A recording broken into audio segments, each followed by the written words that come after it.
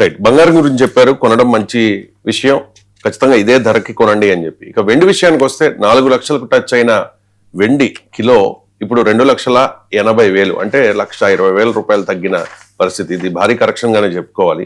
So వెండి విషయంలో ఎటువంటి నిర్ణయం తీసుకోవాలి, ఇన్వెస్ట్మెంట్ చేద్దాము వెండిలో అనుకున్న వాళ్ళు? ఎస్ అండి, ఇప్పుడు బంగారాన్ని ఏ రేటు దగ్గర కొనాలో నేను చెప్తూ ఉన్నా. అదేవిధంగా వెండిని ఏ రూపంలో, ఏ సమయంలో, ఏ రేటు దగ్గర కొనాలనేది కూడా చాలా జాగ్రత్తగా చూడాలి. ఇప్పుడు రేటు 4 లక్షలకి వెళ్ళిపోయి మళ్ళీ 2,60,000 తగ్గిపోయి ఇప్పుడు అక్కడక్కడ ఊగిసలాడుతుంది. సుమారు 2,60,000, 2,80,000 మధ్యలో ఉంది.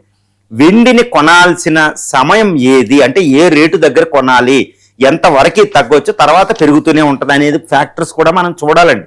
ఇదేంటంటే ఒక్క ఫ్యాక్టర్ మీద ఉండదు, చాలా సంక్లిష్టంగా చాలా ఫ్యాక్టర్స్, చాలా విషయాలు కలగలిసి ఈ ధరను నిర్ధారిస్తూ ఉంటాయి అన్నమాట.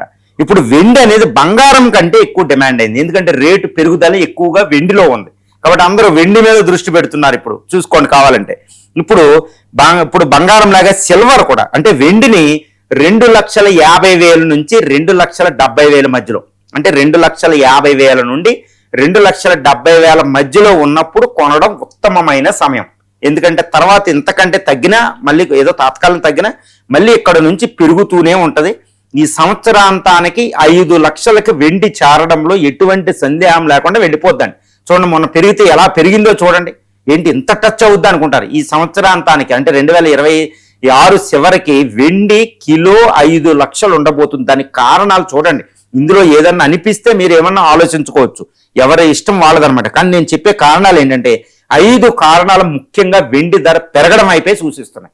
కాబట్టి 2,50,000, 70,000 మధ్యలో ఉన్నదే మళ్ళీ జీవితంలో ఇలాంటి తక్కువ రేటింగ్కి ఇప్పుడు మనం చూడడం. ఇది కొనాల్సిన సమయం. ఏంటి 5 ఫ్యాక్టర్స్ ఏంటి, ఏ విధంగా సిల్వర్ రేటు పెరుగుదలను సూచిస్తున్నాయంటే, మొట్టమొదటి ఫ్యాక్టరు మళ్ళా యుఎస్ డాలరే. యుఎస్ డాలర్ ఇప్పుడు రిజర్వ్, అక్కడ కేంద్ర బ్యాంక్, ఫెడరల్ రిజర్వ్ వల్ల యుఎస్ డాలర్ బలహీన పడబోతుంది. కాబట్టి ట్రెండ్ అంతా గోల్డ్ సిల్వర్కి వెళ్తుంది, ఎక్కువగా సిల్వర్కి వెళ్తుంది గోల్డ్ కంటే ఎక్కువ డిమాండ్. కాబట్టి సిల్వర్ రేటు పెరగడం వైపే సూచిస్తుంది. రెండో ఫ్యాక్టర్ ఏంటంటే, చాలా ఇంపార్టెంట్ ఫ్యాక్టర్ ఏంటంటే, బంగారం వినియోగానికి వస్తే 70% జ్యువెలరీ ఇండస్ట్రీలో ఉపయోగిస్తారు. కానీ వెండి ఉపయోగాలు చూస్తే, యూజేజ్ చూస్తే 70 అంటే 60% వెండి ఉపయోగించేది జ్యువెలరీ ఇండస్ట్రీ కాదండి, ఇండస్ట్రీస్లో ఉపయోగిస్తారు. వెండి ఉపయోగం 60% ఇండస్ట్రీస్లో ఉపయోగిస్తున్నారు. ముఖ్యంగా ఎలక్ట్రికల్ వెహికల్స్కి సంబంధించి, సోలార్ ప్యానల్స్కి సంబంధించి, medical equipment, highly reflective mirrors అని, తర్వాత ఎలక్ట్రానిక్స్ ఇండస్ట్రీలు ఎక్కువ ఉపయోగిస్తున్నారు. 60% వెండి అక్కడ ఉపయోగం ఉంది. మరి ఈ డిమాండ్ 4th ఇండస్ట్రియల్ రెవల్యూషన్ నడుస్తుంది. అసలే solar panels, green energy, climate change, అంటే వెండి డిమాండ్ చాలా ఎక్కువ అవ్వబోతుంది అనమాట. జ్యువెలరీ వల్ల కాదు, బంగారంతో పోలిసి ఇది ఒక కొత్త ట్రెండ్ వెండికి. కాబట్టి వెండి తగ్గడం అనేది అసంభవం అండి. ఇండియా, చైనాలో ఎస్పెషల్లీ గుర్తుపెట్టుకోవాలి. ఈవెన్ డెవలప్డ్ నేషన్ కూడా వెండి నిల్వలు పెట్టుకుంటాయి, ఎందుకంటే ఆ ఇండస్ట్రీస్ ఆగిపోతాయి, ఏదో జ్యువెలరీ కాదు. ఇది రెండో ఫ్యాక్టర్ అనమాట. కాబట్టి వెండి బంగారం కంటే ఎక్కువ ధర పెరిగేది వెండికే.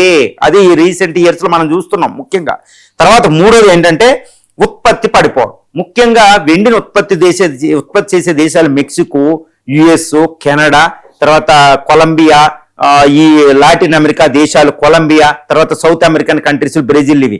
తర్వాత ఆఫ్రికాలో నైజీరియా, దక్షిణ ఆఫ్రికా ఈ దేశాలు ఉంటే, ఆస్ట్రేలియా, ఇండియా కొంత, తర్వాత రష్యా, చైనాలు ఈ దేశాలు వెండిని ఎక్కువ ఉత్పత్తి చేస్తాయి. ఈ దేశాలు ఏంటంటే ఉత్పత్తి పడిపోయింది, ఉత్పత్తి అక్కడే ఉంటుంది, కానీ డిమాండ్కి తగ్గ ఉత్పత్తి లేదు, కొత్తగా వెండి వచ్చే పరిస్థితి లేదు. కాబట్టి డిమాండ్ మాత్రం విపరీతంగా పెరుగుతుంది. కాబట్టి వెండి ధర పెరుగుతుంది కదండి.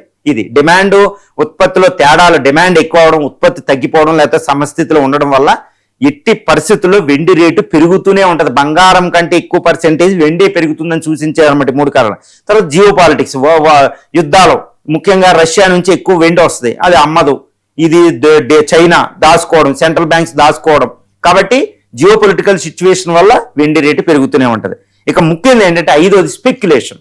అరే వెండి ఇంకా ఎక్కువ పెరిగిపోతుంది అనే దాని మీద సందేహం లేదు. కాబట్టి అందరూ ఇన్వెస్ట్మెంట్ గోల్డ్ లాగా వెండికి వెళ్ళిపోతున్నారు. ఈ స్పెక్యులేషన్ కూడా వెండి పెరుగుదలకే దారితీస్తుంది, కానీ తగ్గుదలకు దారి తీయదు. కాబట్టి ఈ 2,50,000, 2,70,000 మధ్యలో ఉన్నప్పుడే వెండి కొనడం అనేది అత్యున్నత మార్గం, అత్యున్నత సమయం. మళ్ళీ ఎలాంటి సమయం రాదు.